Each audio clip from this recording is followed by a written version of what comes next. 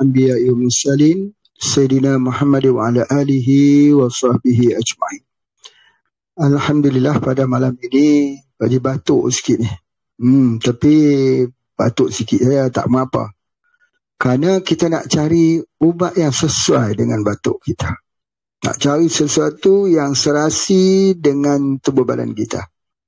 Sebelum itu apa khabar tuan-tuan, puan-puan di mana juga berada? Bersama lagi dengan Pak Haji. Sebenarnya ada 2 hari yang Pak Haji kena bagi kuliah di universiti di UTM secara online. Pertama pada hari Isnin, yang kedua pada hari Rabu. Jadi pada hari Senin malam dibuat untuk umum. Hari Rabu malam juga dibuat untuk umum. Jadi malam ini kita berada di kamar Pak Haji lah. Di sini di Jawi Perlis. Masya Allah ya. Di sini kadang-kadang hujan lebat. Ya, hujan lebat. Dan negeri Perlis ni kalau hujannya lebat, kuruhnya kuat, petirnya kuat. Nah, kemudian kalau dia panas, dia panas. Tapi apapun, kita jadi orang yang bersyukur. Panas, hujan, kita jangan pernah untuk kita membuat komentar dengan apa yang Allah ciptakan untuk kita. Kita adaptasi saja. Kita menerima saja, mengalir saja seperti mengalir air di dalam sungai. Mengalir saja. Karena itulah yang membentuk kebahagiaan dalam diri kita. Sama seperti orang yang mengambil obat. Ketika dia sedang mengambil obat, dia tidak boleh timbul, kenapa saya sudah makan ubat begitu banyak, kenapa tak sembuh-sembuh lagi. Yang ini selalu Pak Haji jumpa. Ada satu ketika seorang itu datang ke rumah Pak Haji mau ambil obat. Datangnya ketika turun daripada kereta, turun daripada mobil itu dipegang, dipapah orang berjalan. Ya, sesudah sebulan kemudian dia datang lagi. Maka soalan Pak Haji tanya pada beliau, bagaimana keadaan hari ini? Dia kata, sama seperti dahulu. Masya Allah. Pak Haji lihat ketika dia turun daripada mobil itu tidak ada orang yang memegang lagi.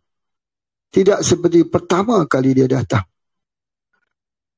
Dia masih mengatakan sama seperti dahulu. Berartinya, kalau nikmat Allah yang sudah diberi, yang masih kecil, yang kita kata kecil itu kita tak syukuri, maka kita akan sepanjang hidup kita akan merana, merasakan ini tidak cukup.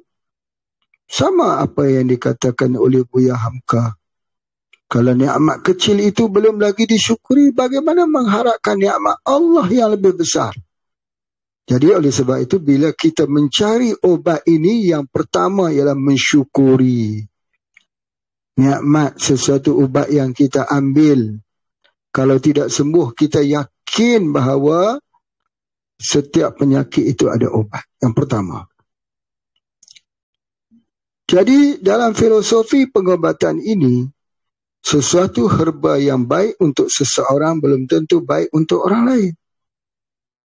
Sebab darah manusia berbeza, ya, sifat juga ada perbezaannya, hormonnya juga berbeza, ya, kemudian tekanan darahnya, jantungnya, blood circulation-nya, orang itu ada masalah sembelitnya berbeza-beza. Jadi perbezaan ini tidak boleh kita meletak, kalau saya makan herba ni berkesan. Kalau saya tak makan herba, kalau saya makan herba ni mesti berkesan. Tak boleh begitu. Tak boleh begitu sebab kita kena mencari. Mencari dan tidak boleh ada keluhan. Saya sudah habis sekian banyak wang untuk cari obat tapi tak sembuh. Itu keluhan. Kerana setiap yang kita keluarkan wang itu ganjaran pahala di sisi Allah. Allah akan bagi ganjaran pahala kepada kita dengan syarat kita jangan jadi orang yang kikir. Orang yang kikir, orang yang apa? Orang yang berkira-kira tentang wang yang nak keluar untuk obat. Kalau untuk lain, dia tidak ada kira-kira.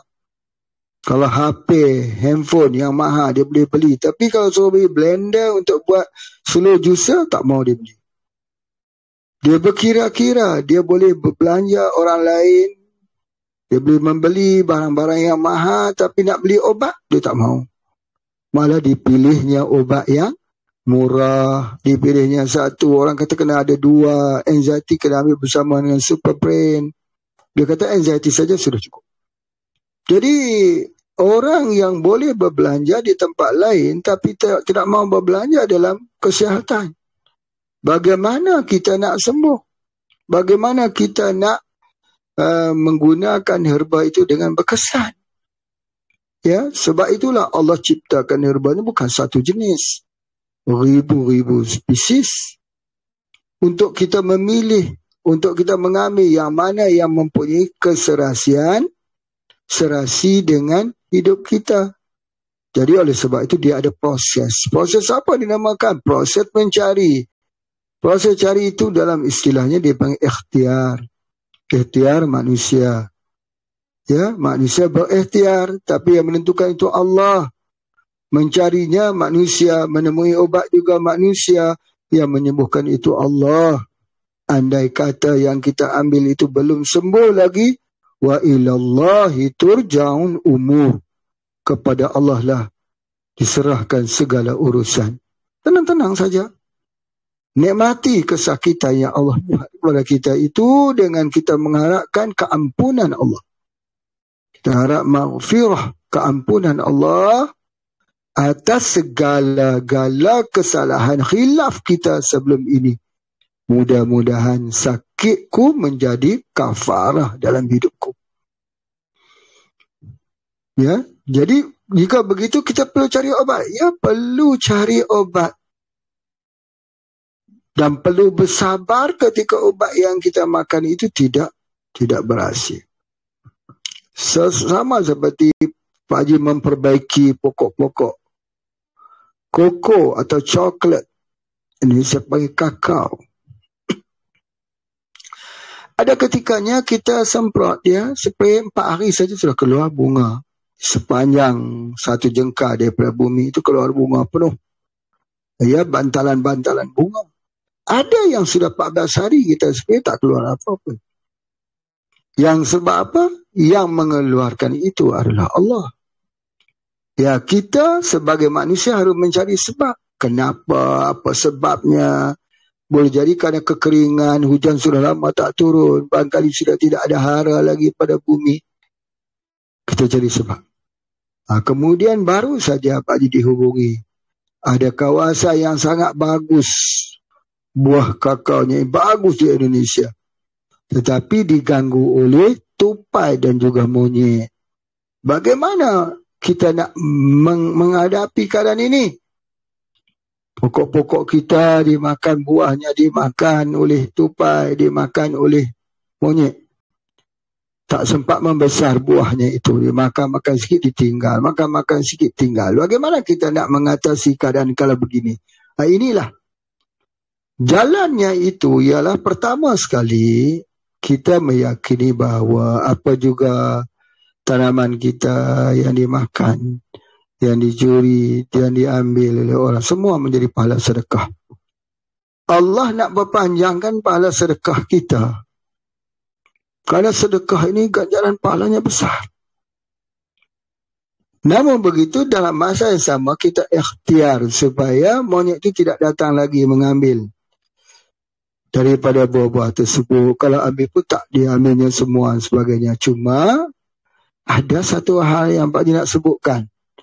Tempat yang banyak tupai, tempat pohon itulah yang banyak bunga. Kerana setiap kali tupai itu menggigit buah tersebut, dia telah mengeluarkan hormon untuk pembungaan pokok tersebut. Dia ambil satu saja buahnya, keluarnya 100 jambak yang lain. Satu saja buahnya itu yang dia ambil. Sementara 100 jambak bunga yang baru keluar. Kita bahagikan dunia ini untuk sama-sama lah yang mendiami di atas muka bumi ini. Jadi begitu juga dalam obat-obatan. Kita makan tak sembuh. Kita tanya kenapa tak sembuh. Ada beberapa perkara. Pada malam ini Pak Haji terangkan kenapa tidak sembuh.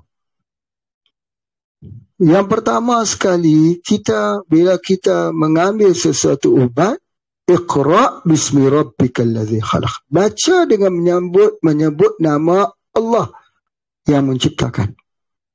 Allah ciptakan apa? Obat. Allah ciptakan penyakit. Allah yang menciptakan penyembuhan. Nabi Ibrahim kata, wa idza maritu fahuwa yashfi. Bila aku sakit, dia yang menyembuhkan. Jadi baca dengan menyebut nama Allah, minta dengan Allah. Ketika kita nak menelan apa juga obat, nak spray apa juga obat, maka pertama sekali kita bermunajat dengan Allah. Kita kenal Allah. Kita ma'rifah. Bukan obat ni yang menyembuhkan, Engkau yang menyembuhkan, ya Allah. Tapi kau jadikan ini asbab. Mudah-mudahan asbab ini menyembuhkan sakitku. Maka itu bisikan hati. Yang apabila wujud bisikan hati ini, maka terbuka pintu penyembuhan. Minta dengan Allah. Bukan minta kepada manusia, bukan minta pada doktor, bukan minta pada herbalis, bukan minta pada makhluk. Minta sembuh itu dengan Allah. La syifa'a illa syifa'uka. Tak sembuh dengan Allah. Ini baru betul pakaian orang yang mengambil obat yang mengenal Allah. Iqra'. Baca dengan menyebut nama Allah yang menciptakan. Tuhan yang menciptakan segala-galanya. Itu yang pertama. Yang kedua, bila kita ambil herba ini, kita kena minum air banyak. Sebab herba ini dia perlu kepada air. Berapa banyak air kita nak minum? Air pun kena ingat. Banyak sangat tak boleh, sedikit pun tak boleh. Kalau orang itu sudah guna mesin hemodialisis, hanya 500 ml sahaja. 500 ml sahaja. Setengah daripada 1 liter. Dia tak boleh ambil banyak. Kalau dia ambil banyak, dia tak kencing. Bila dia tak kencing, maka paru-paru jantung itu terendam dalam air. Nak bernafas tak boleh. Jadi kalau begitu, maka tak boleh ambil air yang banyak bagi orang yang sudah guna mesin hemodialisis. Tapi bagaimana orang yang belum lagi guna mesin hemodialisis, tapi yang boleh kencing? Yang ini kita kena lihat. Kena lihat apa? Kena lihat yang pertama sekali, air yang kita nak minum itu ialah air mineral. Sebaik-baik air ialah air Zam-Zam, air mineral.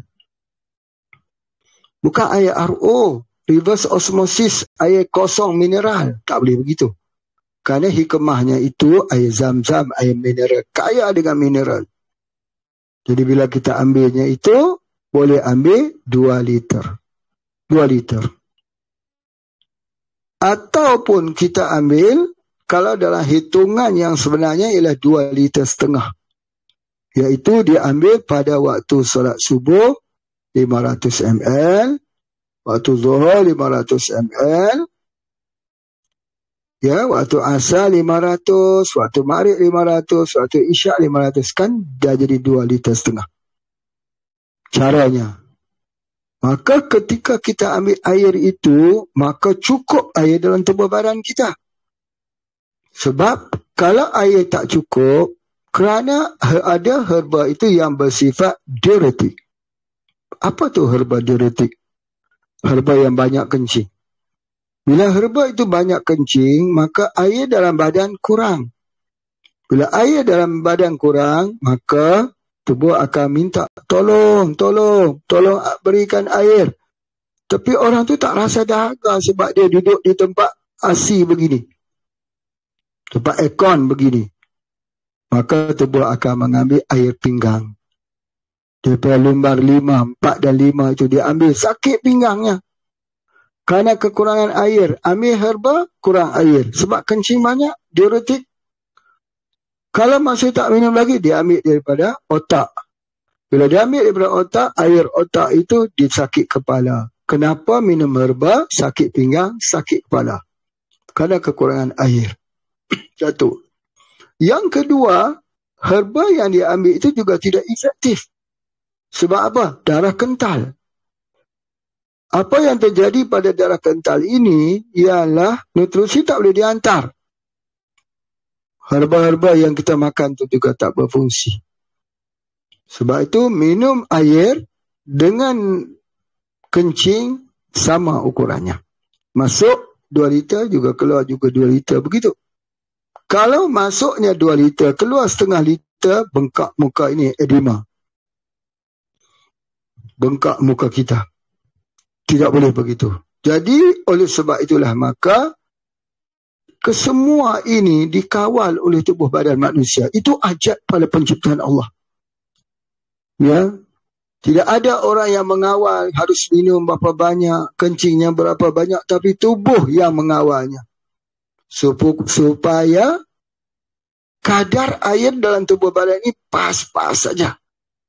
Jangan jadi dehydration. Jangan jadi dia kekeringan. Kita tengok pohon-pohon bila dia kering, apa berlaku? Layu, daunnya layu. Ya, kalau di dalam hari ini pula, pohon-pohon yang kering itu mencerit. Ada alat-alat yang digunakan dapat merakam. Ya, daripada bunyi pokok yang menjerit kerana kekeringan. Begitu juga tubuh badan manusia yang kering. Bila tubuh badan manusia yang kering itu diambil herba, tidak berkesan. Sebab tu herba yang diambil oleh si A belum tentu dapat diambil oleh si B. Sebab apa? Si A sembuh kerana airnya cukup dalam tubuh badan. Si B tak suka minum air. Itu di antaranya yang Pak Haji suka nak ingatkan bahawa kalau kita ambil herba tak sembuh kerana apa? Dehydration. Ini yang paling utama sekali. Jadi oleh sebab itu kadar air ini sangat baik sekali ketika tubuh badan kita berkeringat. Kalau tubuh badan kita berkeringat, kita beriadah, kita berlari, kita bekerja di kawasan pertanian, di benda di kawasan tanaman padi, berkeringat peluh kita. Banyak mana tubuh badan kita berkeringat keluar daripada tubuh badan, begitulah penyerapan herba yang diambil. Jadi sebab itu bila ambil herba kena ada riadah, kena ada bagi badan itu berkeringat.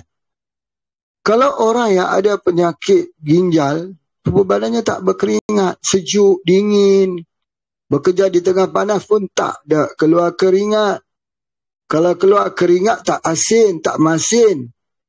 Nah itu ginjal, buah pinggang. Bagainya.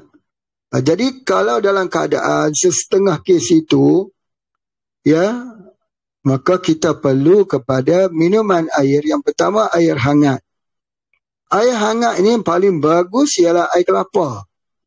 Air kelapa yang dimasak. Sama ada kita membakar kelapa yang masak itu di atas api, kita ambil airnya, kita minum, campur dengan zanjabil, halia ataupun jahe. Kita masuk buah ketumbar sikit, kita minum, dia berkeringat. Dia menyebabkan badan kita berkeringat. Berkeringat itu satu perkara yang bagus. Dengan keluarnya keringat menyebabkan herba dapat diserap. Jadi oleh sebab itu boleh kita gunakan hanya buah kelapa saja. Kelapa masak boleh, kelapa hijau boleh. Tapi yang dibakar. Satu lagi, kalau kelapa yang dibakar itu dimasukkan dengan serai. Lagi bagus. Masuk dalam serai, berkeringat juga. Subhanallah. Dan insya-Allah di Negeri Perlis ini Pak Haji akan buat tempat mandi sauna. InsyaAllah di kawasan di Wang Kelian di sepadan Malaysia, Thailand, untuk orang mandi sauna. Sebab apa perlu orang mandi sauna? Sebab nak keluarkan keringat. Biar dia keluar keringat tersebut. Ya, bila dia keluar itu, herba yang kita makan diserap. Itu di antaranya. Kenapa ada orang dia makan herba, dia kata tak berkesan? Sebab tubuh badannya tak berkeringat. Keluarkan keringat itu dulu. Jadi proses ini kita namakan dia keserasian. Proses keserasian. Ingat formulanya, satu herba yang baik untuk seseorang belum tentu baik untuk orang lain. Itu yang kita kena fahami betul-betul tentang konsep keserasian. Yang kedua, proses untuk keserasian ni dia perlu masa untuk menerima. Jadi bagi contoh ya, orang tu dia sudah amal herba yang lain. Tiba-tiba dia nak amal herba yang dikeluarkan oleh Pak Haji. Dia sudah amal herba yang lain, tubuh badannya itu sudah terbiasa dengan herba yang lain, dia nak amal herba tujuh angin lah misalnya. Dia dah biasa makan tolak angin. Dia nak tukar kepada tujuh angin. Dia ada juga kesan penolakan di sudut awalnya. Sebab herba ini dia berbeza-beza ramuannya. Kalau banyak orang menghasilkan herba, banyak guna rempah-rempahan. Bunga cengkeh, bunga lawang, kulit kayu manis. Ya, kemudian guna ketumbar. Banyak menggunakan apa disebut sebagai rempahan. Tetapi yang Pak Haji guna, kita kurang sekali guna rempahan. Yang banyak kita guna ialah tumbuh-tumbuhan ubatan yang ada di dalam hutan-hutan. Jadi itu di antaranya yang berbeza. Contoh ya, Pak Haji bagi contoh. Ubat untuk wanita lepas bersalin. Kebanyakannya guna rempah ratus. Rempah ratus itu kita tahu. Nenek kita sebut, kalau lepas bersalin jangan lupa ya, rempah ratus direbus. Pergi kat kedai India Muslim. Atau kedai India sajalah, ada jual rempah ratus. Beli rempah ratus itu balik direbus. Itu cara yang paling mudah. Tapi dalam pengobatan kita tak boleh guna rempah ratus. Sebab apa? Kalau rempah ratus itu dia panas. Memang betul. Orang yang lepas bersalin perlu kepala herba yang panas. Tetapi anaknya itu akan mengeluarkan tarik mata. Anaknya akan jadi demam yang orang kata agak sikit suhunya tinggi. Sebab apa? Sebab obat yang kita makan tadi rempah ratus. Jadi oleh sebab itu dalam pengobatan yang Pak Haji keluarkan set bersalin ini, dia tak guna rempah ratus. Dia guna pertama teh herba, teh pegaga. Kenapa teh pegaga? Nak cepatkan kesembuhan luka. Baik di luar, bagus di dalam. Luka-luka di dalam dan luka-luka di luar. Sebab wanita yang bersalin itu lukanya parah sekali. Satu. Yang kedua, kita juga gunakan daripada herba-herba yang ada, yang tujuannya supaya jangan dingin, tetapi tidak panas. Ya, jadi sebab itu sesuai bagi seorang wanita lepas bersalin, ambil set bersalin yang dikeluarkan ya oleh HPA, sesuai dengan badannya, tak panas, tak dingin, anak pun tak meragam dan sebagainya. Itu di antaranya. Susu pun jadi susu banyak. Sebab dalam set bersalin itu, kalau belajar, cara yang Pak Haji belajar ialah kena ada pokok. Dia ada dua pokok. Satu dia dipanggil saujud. Saujud ini dalam bahasa Thai. Ya, pokok saujud, pokok larak saujud. Dia untuk apa? Larak saujud ni makna dalam bahasa Thai. Bahasa Thailand, anak darah berhenti. Jadi hari ni banyak orang tak kenal pokok itu. Ya. Jadi bila anak darah berhenti, berartinya dia baunya wangi. Kalau berjalan waktu malam, baunya ya Allah wangi semerbak macam harum malam itu. Ya, malah lebih wangi lagi. Dikatakan di hutan tu yang paling wangi saujud. Jadi ini kerana apa? Yang pertama, memperbanyakkan susu ASI bagi ibu. Supaya anak itu kenyang dengan susu ibu ASI. Jadi orang yang membuat obat lepas bersalin ini mengambil kira supaya ASInya itu keluar. Air susu ibu itu keluar. Anak minum puas. Tidak dahaga dan malam itu boleh tidur. Satu. Dan yang kedua, mengambil kira jangan terjadi peradangan. Peradangan itu berarti dia panas, dia bengkak. Air susu tak mau keluar. Anak pun tak mau menyusu pada malam itu, tertidur awal. Besok sakit. Demam susu, bengkak keras susu itu kerana dia tak keluar. Itu di antaranya. Dan kita tak mau juga terjadinya ketumbuhan dan sebagainya. Jadi kesemuanya ini diambil daripada herba yang diresepkan daripada tradisi turun-temurun daripada zaman dulu sampai sekarang. Dah mungkin ratusan ribu orang yang melahirkan anak yang telah menggunakan, entah juta orang sejak pada zaman dahulu lagi. Itu adalah keahlian. Bukannya kita tahu, oh, kalau lepas bersalin dia perlu yang panas, pergi beli saja 400, kita balik, kita rebus, kita bagi buat dalam bentuk kapsul, makjud. Tak keluar suara nanti, panas. Itu di antaranya. Kita ambil kira herba itu untuk ibu, ambil kira herba itu untuk anak. Kerana sesuatu yang dimakan baik, sesuatu yang dimakan oleh ibu, itulah makanan anak. Itu sama seperti kita bagi susu formula. Kadang-kadang bagi susu formula, anak muntah, diarrhea, tak sesuai. Ya, tak sesuai susu itu, kena ganti dengan susu yang lain. Pertama. Yang kedua, botol susu itu kena basuh betul-betul. Rendam dengan air garam bukit. Basuh. Dan jangan sekali-kali kita gunakan pencuci yang keras. Ya, nanti akan menyebabkan racun. Ya, bahan-bahan pencuci piring sebagainya. Kalau dicuci, botol anak yang itu tak dibersihkan betul-betul. Ini yang menyebabkan anak itu jadi diarrhea. Subhanallah. Jadi oleh sebab itu, maka banyak ketika kita membuat sesuatu resep itu, maka dia mengambil kira banyak. Suhu badan ibu, air susu ibu yang akan keluar, anak yang akan minum. Dan dia tak mau berlakunya penyakit angin darah, angin meroyan. Apa tu namanya angin meroyan? Iaitu penyakit, bahasa Indonesia panggil baby blues. Malaysia panggil angin meroyan. Kalau teruk lagi, dia jadi gila meroyan. Gila akal. Sebab apa? Sebab dia dingin, badannya dingin. Wanita selepas bersalin dia tak boleh dingin. Dan dia tak boleh terlalu panas. Dia menggelabah orang panggil. Jadi oleh sebab itulah, maka dia kena ambil yang elok-elok saja untuk kegunaannya. Jadi perlu kepada keserasian.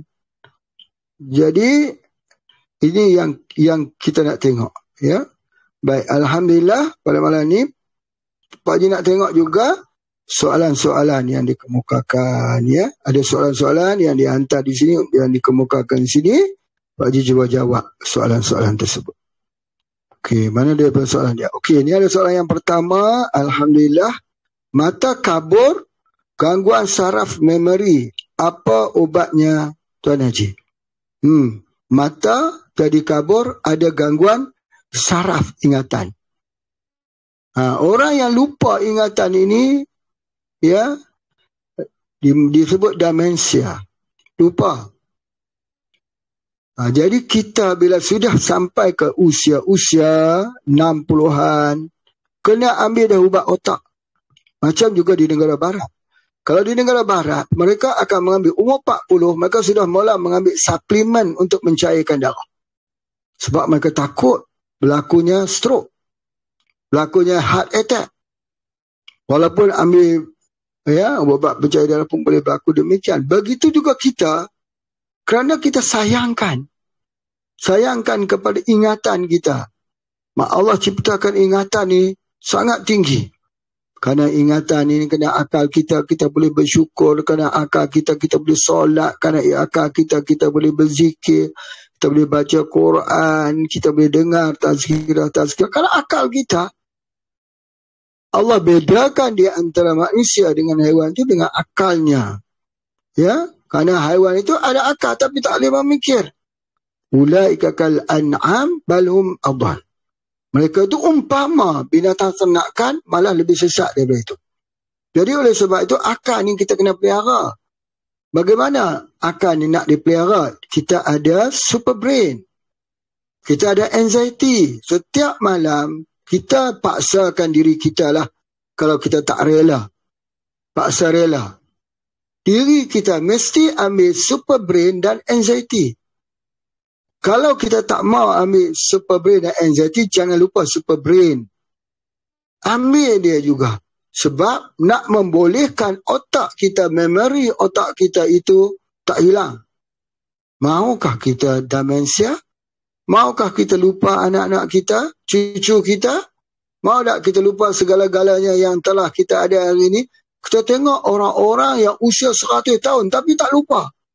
Ingatan dia kuat. Otak dia kuat.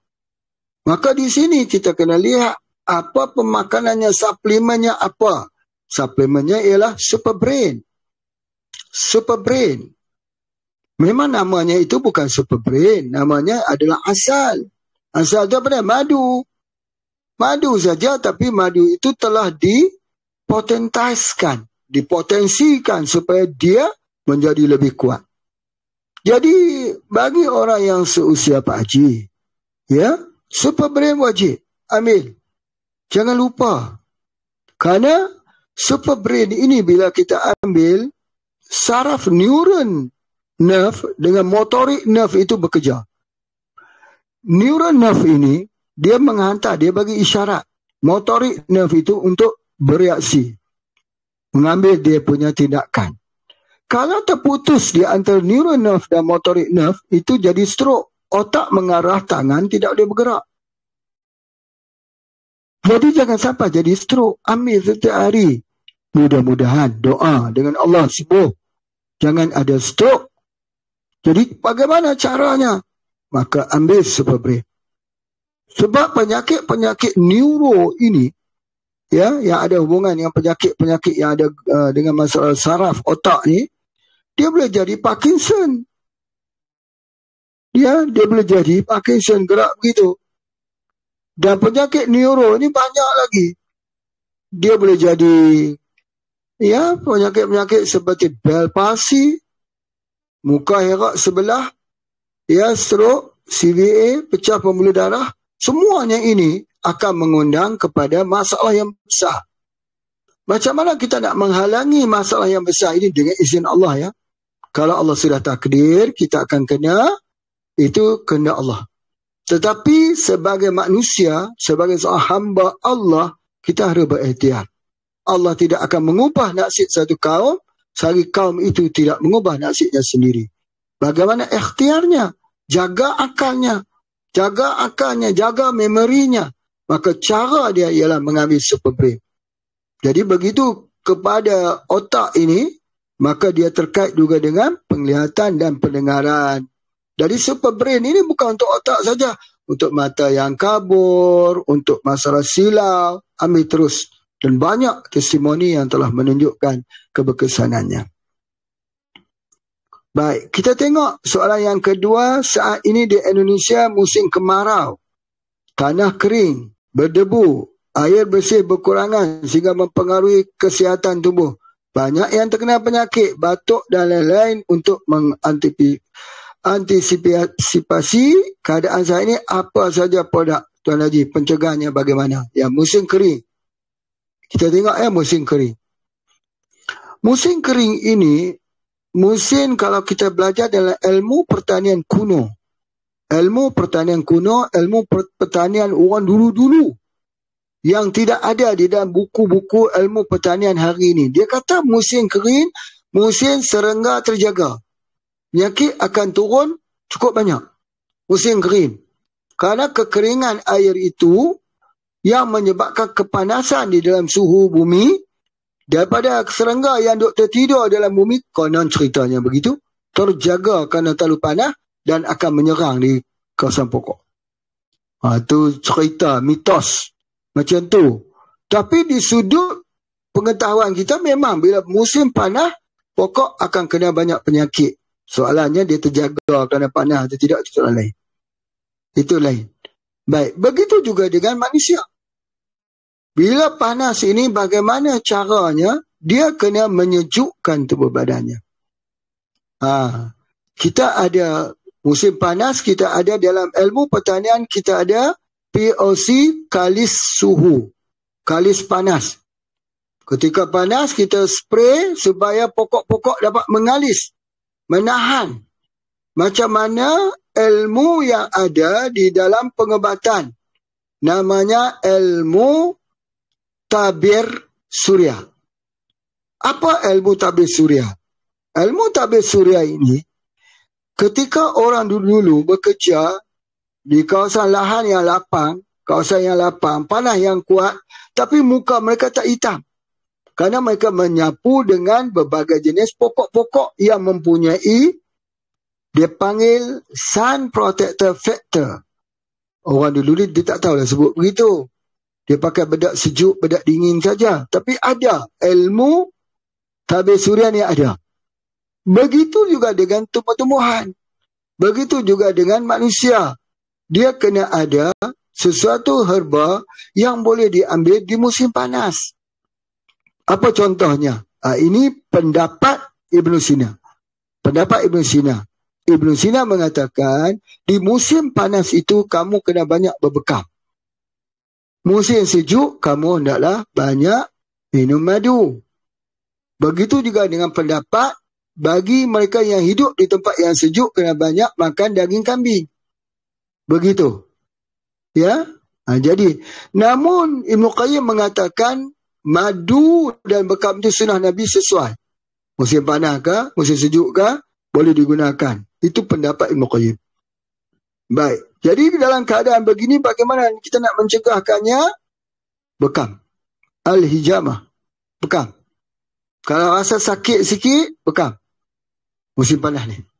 Itulah cara yang terbaik. Jadi bila kita bekam, darah kita keluar. Bagaimana kita nak buat pergantian kepada darah yang keluar ini? Kita tengok, Allah ciptakan di atas muka bumi ini, di bumi yang panas, dalam suhu yang panas. Pokok apa yang hidup? Pokok kurma.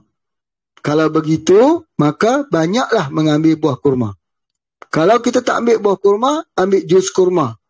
Atau sari kurma. Sebab apa? Itu musim panas. Musim panas. Allah buat. Dan buah kurma ini dia mempunyai stem cell yang tinggi. Mengikut daripada Dr. Zaidul Akbar.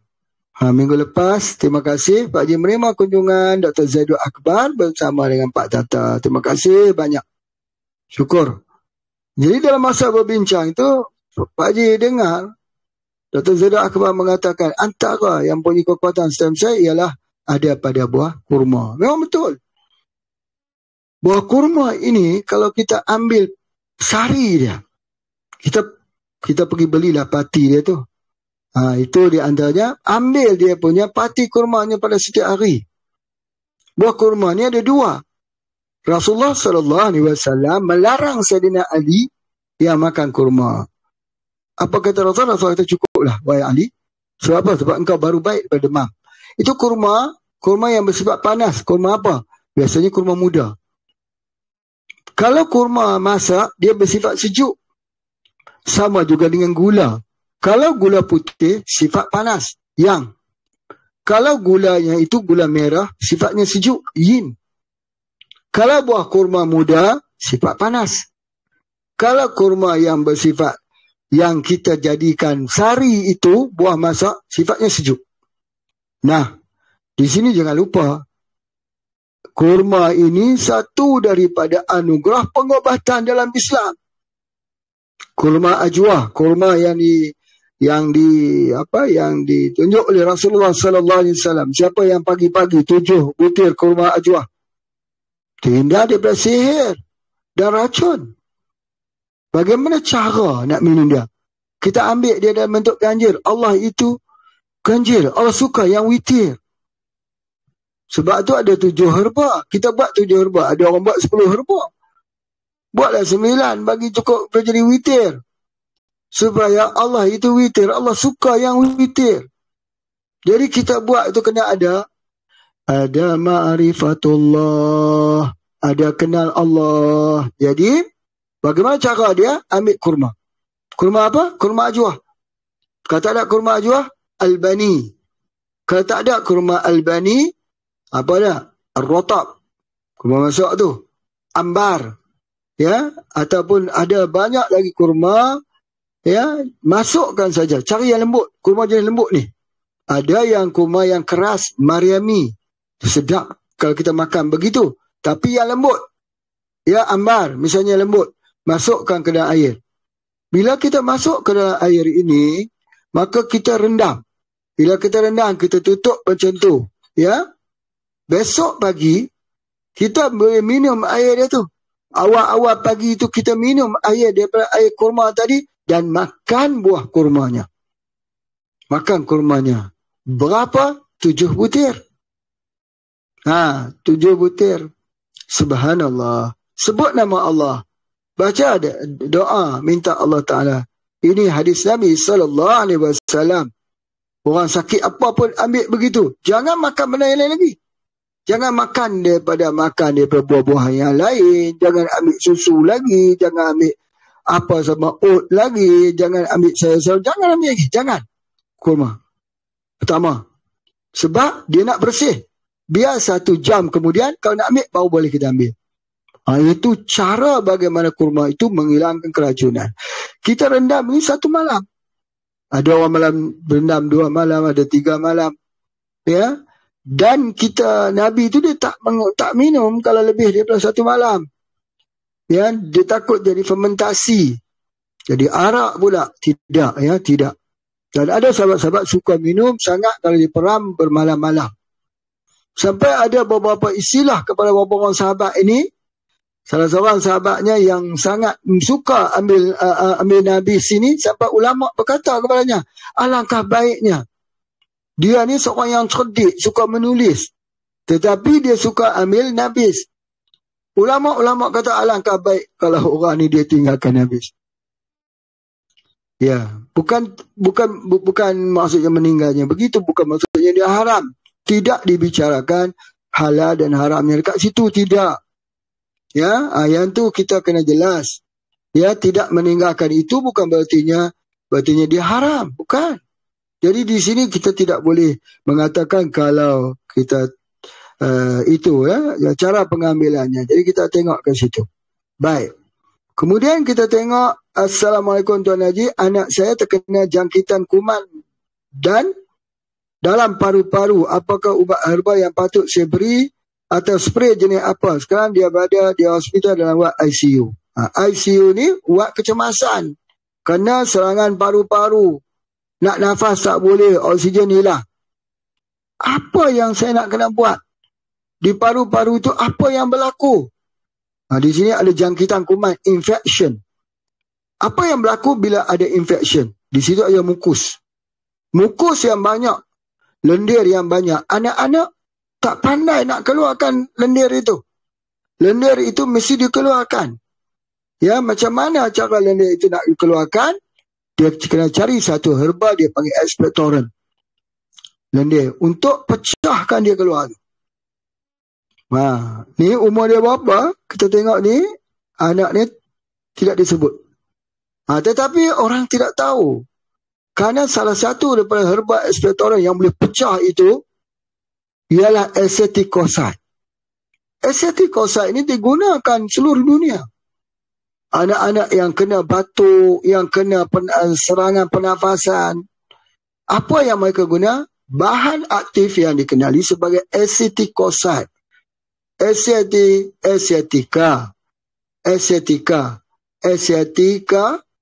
Acetocoxide. Nama bahannya itu. Di mana acetocoxide? Acetica? Centella acetica? Di mana? Pegaga. Cuma kita tak tahu cara nak guna. Macam itulah. Ada banyak mana senjata yang bagus, kalau tak tahu nak guna, tidak ada apa artinya. Ya, pedangnya bagus dah, tapi tak tahu cara nak menggunakannya. Jadi kita gunakan acetocoxide, iaitu bahan aktif yang ada di dalam pegaga. Macam mana kita nak dapatkannya? Ini dia. Pergi beli pegaga, cari pegaga, cabut dengan akar-akarnya. Ya, ambil basuh dan diblenderkan. Lepas diblenderkan itu, maka dimasukkan dia dalamnya gula batu. Gula tu sama ada warna kuning atau warna putih lah. Masuk ke dalam ini, buat dia seperti nabis juga.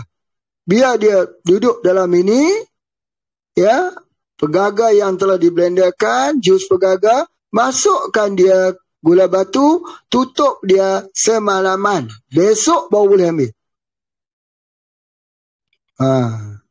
Letak ini di ruang terbuka. Jangan letak dalam bilik yang ada aircon. Ruang terbuka di atas meja dalam rumah kita, ya, kat dapur, biarkan dia duduk begitu. Tapi kena tutup. Maka pada esok harinya kita ambil ampas dengan itu, kita tapis, ambil airnya saja, bagi minum. Sekejap saja anak itu dah pulih pernafasannya. Itu ekspektoran. Ya, pergabungan di antara pegaga dengan gula batu ni, dia buat dalam tubuh badan ini sebagai pemecah mukusa. Orang dulu kalau nak mengaji Quran, bertaranum Quran, nak berzanji, nak marhaban, nak berqasidah, nak buat maulid, kena nafas panjang. Kalau nafas tak panjang, macam mana dia nak baca? Ya, jadi oleh sebab itu, maka menggunakan pegaga. Maka ikat pegaga masuk ke dalam botol, masuk gula merah, gula batu. Botol itu direndam di dalam telaga. Esok maka minum. Maka nak pergi membaca Quran. Nafas dia panjang. Dia tak jadi curi-curi ketika baca Al-Quran tu. Dia tak jadilah sebab nafas dia panjang. Itu ada di antaranya. Masya Allah. Jadi kita tengok soalan yang keempat. Maaf Tuan Haji, mohon izin bertanya. Bapak ni sakit liver. Sudah tak bangun-bangun. Makan pun susah. Paling 1-2 suap saja. Nak suruh mandi dengan liver spray. Tapi tak boleh bangun. Sebaiknya kita berikan apa? Masya Allah. Penyakit liver ni jangan main-main. Bahaya. Sebab liver ni satu organ yang paling besar dalam tubuh badan kita. Selain daripada kulit organ juga yang besar. Tapi dalam tubuh badan kita liver.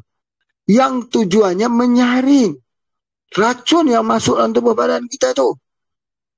Kalau liver ini rosak, tubuh badan makin hari makin beracun. Makin hari makin beracun. Sampai dia sudah tidak ada selera nak makan.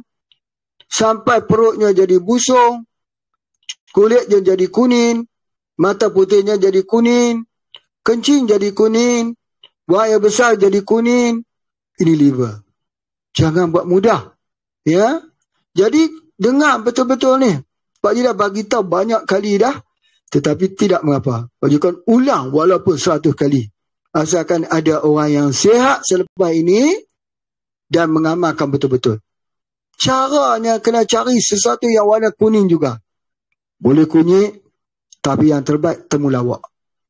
Temulawak.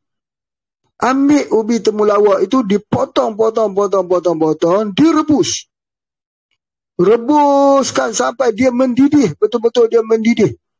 Tunggulah saat dia mendidih itu, jangan kita tutup api lagi. Ya. Kemudian dah lepas begitu, temulawak tu kira-kira lah. Temulawak ambil yang ibu temulawak lah. Macam ni. Besar dia macam ni. Dia bongkol macam ni. Itu temu ibu lawak. Ya, ibu temulawak. Potong, rebus dengan air. Ambil 2-3 bongkol macam ni, temulawak. Sudah tu baru kita rebus. Potong kita rebus sampai jadi kuning saja. Masa dia duduk kuning tu, kita offkan api. Kita padamkan api. Kita tutup api tu. Masa tu kita ambil apa? Gula aren. Ingat ni, gula aren. Pak Haji di sini, alhamdulillah guna gula aren. Gula aren daripada mana? Daripada Bandung. Begitu ya. Jadi gula aren itu masukkan dia secangkir, secawan. Bila masuk ke dalam air tu, aduk dia, tutup. Tutup api, tutup ini, ya, periuk kita tutup, biar jadi dingin. Bila dia duduk di keadaan hangat dingin itu, baru kita bagi dia minum sikit-sikit. InsyaAllah. Pak Haji lihat ya, di Indonesia banyak sekali orang ada masalah liver. Kalau kita buka soalan, pasti ada orang ada masalah liver. Makanan ya, makanan. Tapi di situ ada racun, di situ ada penawar, temulawak. Di situ ada gula aren. Kalau kat Malaysia tak ada gula aren. Pun nak cari temulawak susah. Indonesia, Allah buat penyakit, ada masalah liver, ada temulawak, ada gula aren. Masya Allah, alangkah besarnya ya kurniaan Allah kepada kita. Di mana juga kita berada, di mana penyakit ada, di situlah ada obatnya. Masya Allah. Okey, kita pergi pada soalan yang kelima. Izin bertanya Tuan Haji, gigi geraham kiri bawah saya sejak usia 13 tahun bolong. Apakah gigi bolong dan pecah sama dengan saya, adakah jantung? Bukan ni. Kalau dah muda-muda dah bolong lagi, bukan masalah jantung. Jantung ni orang tua-tua, orang dewasa. Orang yang ada masalah yang banyak jantung ni. Sebab tu jangan ada masalah. Tenang-tenang kan. Kalau duk fikir sangat, kena serangan jantung, mati. Bisnes sekarang macam mana susah kita punya bisnes di musim-musim kegawatan ini. Jangan duk fikir sangat. Nanti kalau fikir sangat, kita mati nanti. Kena serangan jantung. Ya, orang kaya kena serangan jantung, orang miskin kena serangan jantung. Sebab apa? Sebab dia punya apa yang kita sebut kali ini. Dia tidak ada kena mengenal dengan gigi tu. Ya, kalau kita nak ada nafsu tak betul. Okey, yang keenam, bismillah. Tuan Haji, bolehkah diberi saran buat merawat pasien kanker paru-paru stadium akhir yang sudah bermetastasi ke otak? Yang sudah ke metastasi, yang sudah merebak ke otak. Masya Allah. Ini stage 4 lah. Mula-mula dia duduk pada organ paru-paru, kemudian dia pergi malignant, dia panggil, dia merebak. Akar dia sudah menjalar ke otak. Ini menandakan dia stage 4. Baik, ingat dulu satu formula yang Pak Haji nak bagi malam ni. InsyaAllah, penyakit kanker tidak akan membunuhmu. Penyakit kanser tak akan membunuhmu. Yang membunuh kamu ialah hipoksia. Apa tu hipoksia? Kekurangan oksigen di dalam tubuh badan. Sebab apa kurang oksigen? Sebab asam laktatnya tinggi. Asid yang sangat tinggi dalam badan menyebabkan dia sesak nafas. Jadi asid itu, asam itu menjadi makanan kepada sel kanker untuk berkembang. Jadi kalau begitu, maka ingat, yang kita nak rawat ni ialah asamnya harus diubah. Maka kita ada herba kita yang bernama CHAS spray. Ambil CHAS spray itu, spraykan ke dalam air, aduk, bagi minum.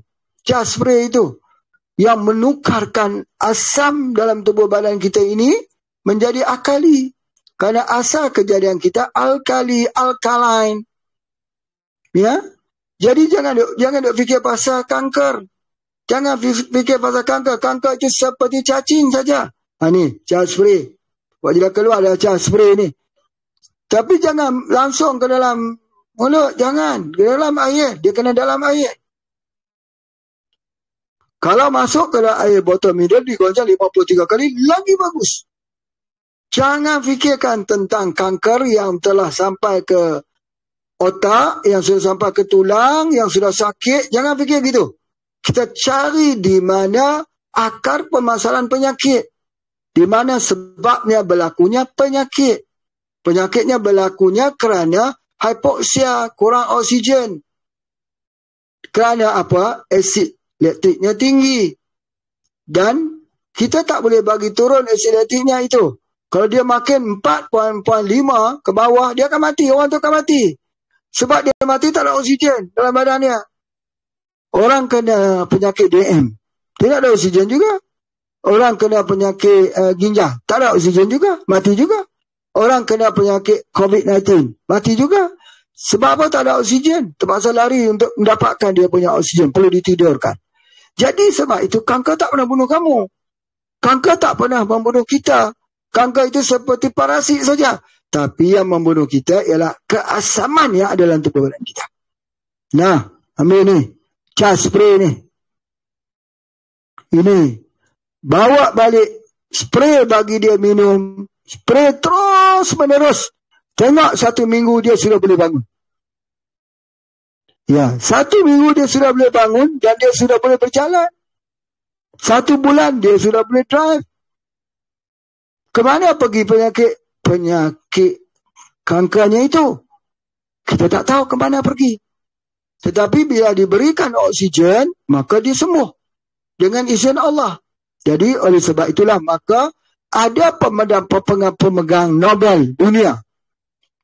Ya, mereka telah menemui kesimpulan ini dan telah memenangi daripada Jerman, ya, di mana mereka telah mengatakan bahawa penyakit kanser tak akan bunuh kamu. Dan mereka buktikan. Dan mereka dapat anugerah Nobel. Ada 3 orang saintis di dunia yang telah membuktikan. Daripada kita nak operate di paru-paru, operate paru-paru, di otak, operate otak, di tulang, operate tulang. Akhirnya, hanya begitu. Ya. Pak Haji pun juga mengkaji lama juga tentang penyakit kanker ni. Banyak orang yang kita tolong, yang tidak selamat, yang selamat. Kalau stage awal, mungkin. Kalau stage 4 ni, susah. Tetapi apabila kita menemui ini, ya, kita berkelana, kita mencari, kita mengkaji, kita memikirkan. Bukan kita fikir pasal diri kita fikir tentang orang sakit, orang menangis, orang macam mana. Sebab kita yakin setiap penyakit ada ubat. Maka akhirnya Allah menemuikan kita dengan kebenaran. Cas spray. Tonton cas. Kita spray kan ke dalam air. Goncang, minum. Satu ni, ya satu ini saja. Bawa pulang, datang ke sini. Jumpa dengan Pak Haji. Mari Pak Haji tunjukkan ni, cara dia. Subhanallah. Banyak orang-orang dari Indonesia yang pergi ke Johor Bahru, yang pergi ke Melaka, yang pergi ke Pulau Pinang. Kenapa tak datang jumpa Pak Haji dekat Sungai Petani? Jangan operate. Jangan operate. Mari kita buktikan. Dalam tempoh 1 minggu saja. Sama seperti POC. POC yang kita spray di pokok kakao itu. Kalau 4 hari dia tak keluar bunga, sudah kita lupakan. Susah kita bincang lagi. Nak jadi Raja Koko ke, nak jadi apa ke, tak usah kita bincang lagi. Kalau 4 hari selepas kita spray itu, dia tidak keluar bunga. Jadi begitu juga ini. Dengan izin Allah. Kalau lepas kita spray 4 hari, dia tak boleh bernafas lagi, lupakan. Tapi kena belajar. Kena belajar cara nak guna. Kalau kita guna spray ke dalam air macam ni, kita aduk bagi dia minum, tak mau berkesan, kena vibration 53 kali. Surah Al-Fatihah. Bagi dia ambil. Itu di antaranya. Dia kisah apa pun tak apa. Dia pergi ke otak ke, dia duduk kat paru-paru ke, biiznillah. Ya? Okey. Soalan yang ke-7, Assalamualaikum. Untuk anak yang suka memberontak, susah dengan kata, boleh dia guna spray apa? Ni anak-anak. Hari ni dia obses. Payah nak dengar cakap. Kita kata satu, dia 10 kali jawab. Nak bawa pergi sekolah, dia malas nak pergi.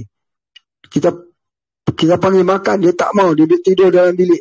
Tutup pintu bilik. Dia hanya main handphone. Guna 2 saja. Anxiety spray dan super brain. Bagi dia minum, budak itu akan berubah menjadi anak yang patuh dan dengar. Dengan izin Allah. Cuba gunakan. Anxiety spray sama. Di spray bersama dengan super brain. Itu di antaranya. Masya Allah. Okey, kita tengok lagi. Nak tanya remedi untuk sakit pinggang.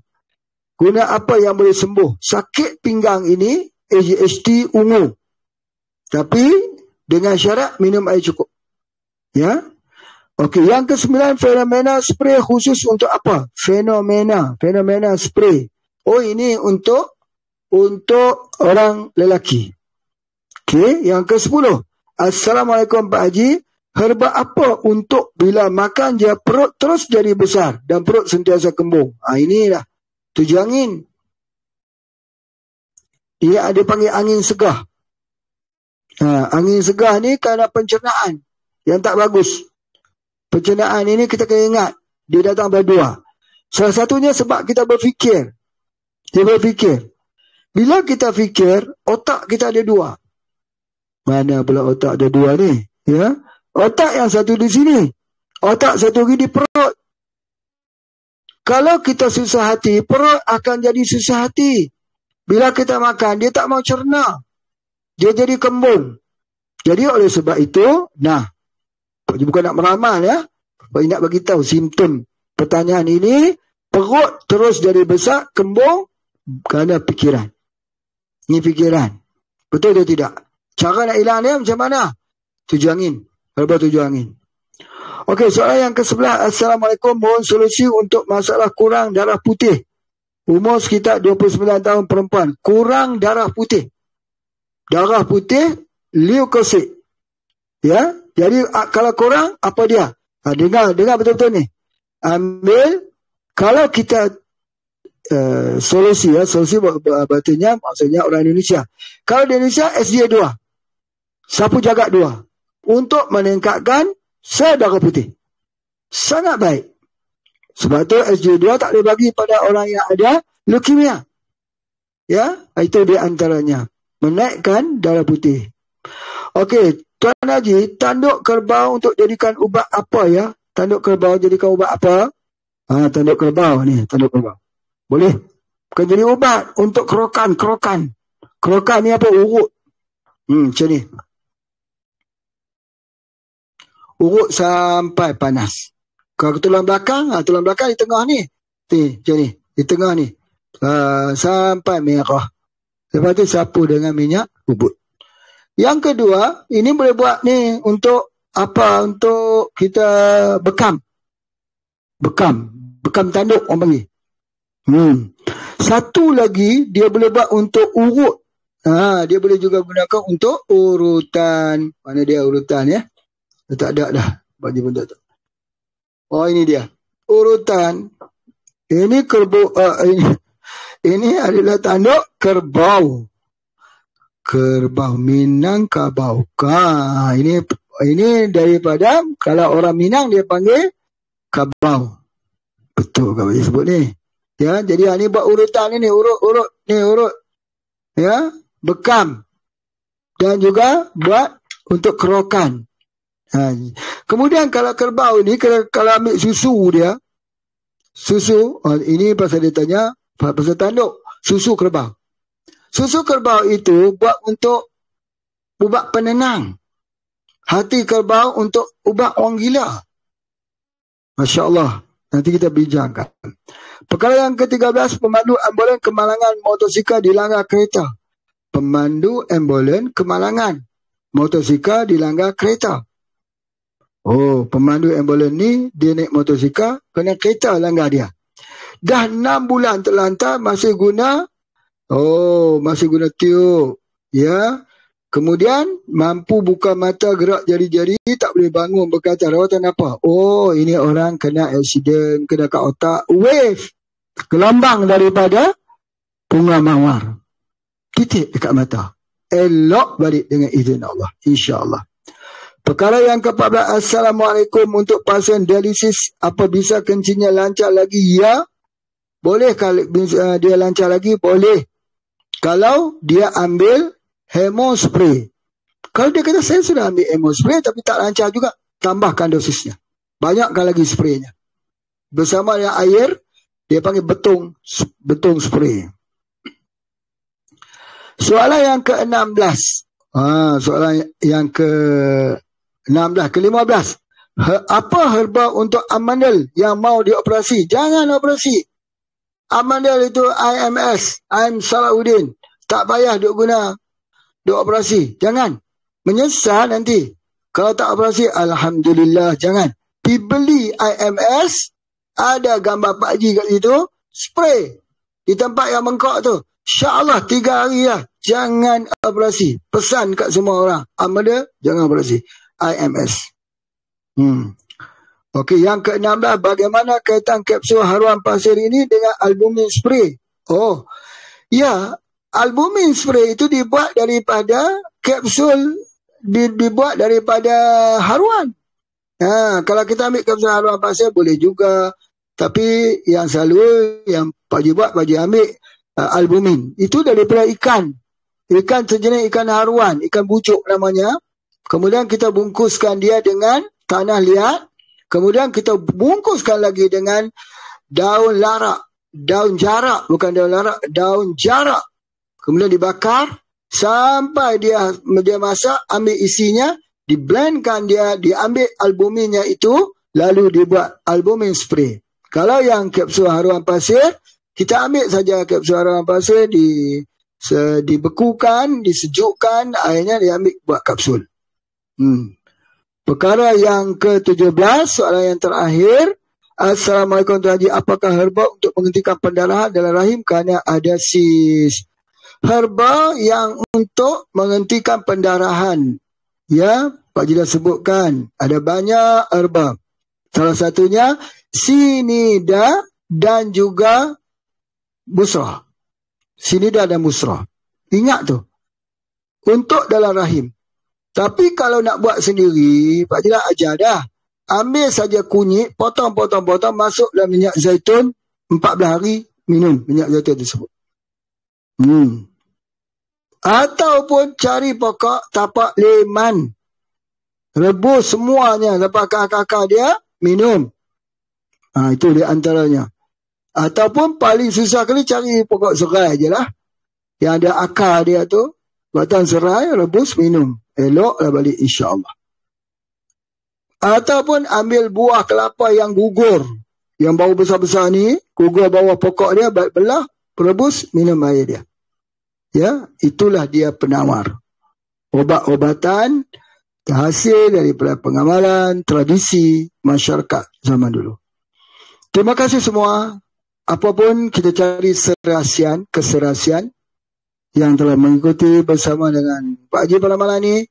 Harap-harapnya bertambah ilmu, bertambah keimanan kita, bertambah lagi rasa ingin menolong orang yang dalam kesusahan. Sekian. Assalamualaikum warahmatullahi wabarakatuh.